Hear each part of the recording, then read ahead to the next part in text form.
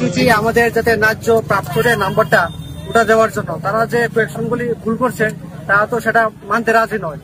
আমরা অথচ তাদেরকে প্রমাণ সহ তাদেরকে দেখে দিচ্ছি, এমনকি আমরা যে তাদেরকে চ্যালেঞ্জও করেছি, কিন্তু তারা তো ওগুলি মানতে রাজি নয়। আমরা এসসিআরটি এনসিআরটি বই সহ প্রমাণ করে দিয়েছি, তারপর তারা মানতে রাজি নয়। আমরা এখানে আসার উদ্দেশ্য হলো আমরা এখানে আন্দোলন করতে এসেছি না, আমরা যে প্রাপ্ত নম্বরটা সেটা পাওয়ার জন্য আমরা এখানে এসেছি। অনেকে আছে যে 90 পেয়ে রয়েছে, কিন্তু তারা তো ভুল নম্বর পেয়ে তারা পাস করে রয়েছে। আমরা এখানে আসার মেইন উদ্দেশ্য হলো যে আমরা প্রাপ্ত নম্বরটা যাতে ওরা ভালোভাবে দেখে পুনরায় মূল্যায়ন করে আমাদেরকে দিয়ে দেয় আর কি। এটা সিএম স্যারের কাছেও আমি প্রার্থনা করছি যে উনিও যাতে এই ব্যাপারটা নিয়ে একটু দেখে আর কি, যাতে আমরা যে বারবারই আসতে হয়, কেন আসতে হয়, যাতে তারা এই ব্যাপারটা নিয়ে যে আসে আমরা একটু দেখা উচিত ছিল, যাতে আমরা প্রাপ্ত নম্বরটা যাতে পেয়ে নিই আর কি। তার জন্য আমরা যদি প্রাপ্ত নম্বরটা পেয়ে নিই আমরা এখানে আর আসবো না।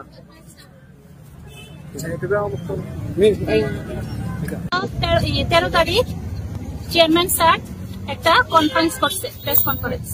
উনি আমাদেরকে বললেন যে আমরা এখন কোর্টে যেতে। কেন আমরা কোর্টে যাব? প্রথম কথা। আর ভুল যে হয়েছে, আমরা প্রমাণ অনেক কিছু দিয়েছে ওদেরকে, কিন্তু ওরা আমাদের কথা শুনে না। একটা পয়েম এসছে টেট 1 এর, পয়েমের মধ্যে ভুল আছে। আমি প্রথমটাই বলছি যে একটা বাচ্চা যখন স্কুলে ভর্তি হয়, নার্সারিতে ভর্তি হয়, নার্সারি থেকে একদম হাই লেভেল যতটুকু যেতে পারে, আমাদের স্কুলে এক্সাম হয়। এক্সামের মধ্যে প্রশ্ন নিতে পরীক্ষা নিতে ভুল থাকে।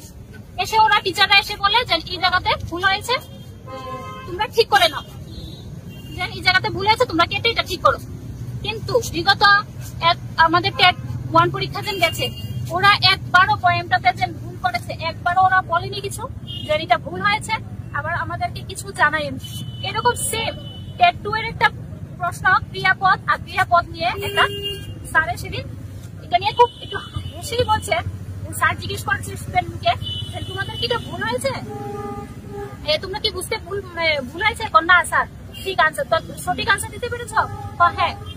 তারপরও এটাতে স্টার দিয়েছে, কারণ তারা জানে এটা ভুল করেছে, তারা প্রশ্নটার মধ্যে ভুল হয়েছে, তার জন্য ওরা স্টার দিয়েছে। কিন্তু তাহলে আমাদের কেন দেবে না? টেট 1 এর তো কবিতাতেই যে নোবেল পুরস্কার পেয়েছে রাইটার, তিনি কবিতার পুরো লাইন একটা ওয়ার্ড চেঞ্জ করে তো পুরোটা কবিতাই চেঞ্জ করে দিল। তো এটা কি হলো? আচ্ছা, আরেকটা প্রশ্ন, মানসিক স্বাস্থ্য। এইবার তারা আনসার দিয়েছে মনের স্বাস্থ্য। কিভাবে হয়? আমি যে একজন প্রতিবন্ধী, আমার তো শারীরিক তারপর মানসিক, আমি দুটোই হওয়ার কথা। কারণ আমি আজকে মনটা ভালো আছে, কিন্তু আমি হাইয়াটে যেতে পারছি না অন্যখানে, কিন্তু আমার তো মনটা তো ঠিক ভালো নেই। তাহলে আমাদের এই বই আমরা রেফারেন্স দিয়েছি, এনসিআরটি রেফারেন্স দিয়েছি, তারপর তিনি দেখছেন। তো আমরা কি করবো? আমরা কার কাছে যাবো? উনি আমাদেরকে বলেছে কোর্টে যেতে। আমাদেরকে টাকা দেবে কে? কোর্টে যেতে হলে তো টাকা লাগবে, কে দেবে? কেউ তো দেবে না। আরেকটা কথা, উনি কোর্টে যেতে বলেন, তারপর 2022-এ এনআরকি থিওরি আসলো, তারা আনসার তাদের ভুলটা তারা স্বীকার যাচ্ছে না, কেন যাবে না? আমরা কোথায় যাব? আমরা এখন মুখ্যমন্ত্রীর কাছে আমরা আবদার যে আমাদেরটা কিছু একটা করে, আমরা না হলে কোথায় যাবো? আমরা কিভাবে কেস করবো? আমাদের টাকা পয়সারও তো দরকার। আমরা আজকে ভালো আছি, কালকে ভালো নাই থাকতে পারি। এই বছর পরীক্ষা দিয়েছেন, নেক্সট পরীক্ষা নাই দিতে পারি। আমাদের ভবিষ্যৎ নিয়ে কি হবে? কে দেখবে আমাদের ভবিষ্যৎটা? উনি তো আমাদেরকে এইভাবে এত ফল করে আমাদেরকে বললো যে আমরা নাকি এরকম করেছি, 200 লোক নাকি টেট ক্লিয়ার ছেলেরা ওনাকে সাপোর্ট করেছে। কারা সাপোর্ট করেছে? যারা 90 পেয়েছে, ওরা ভয় পাচ্ছে, ওরা নাম্বার কমে যাবে, ওরা ভয় পাচ্ছে।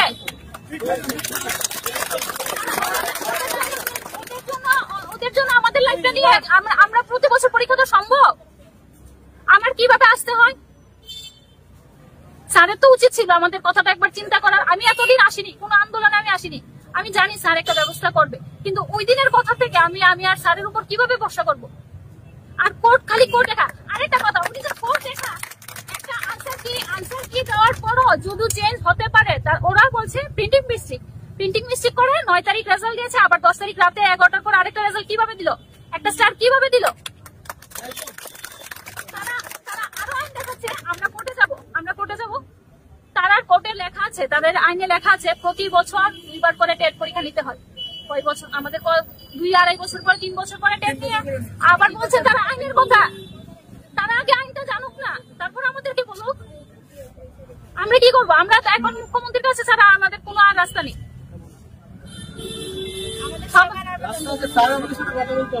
স্যার আমাদের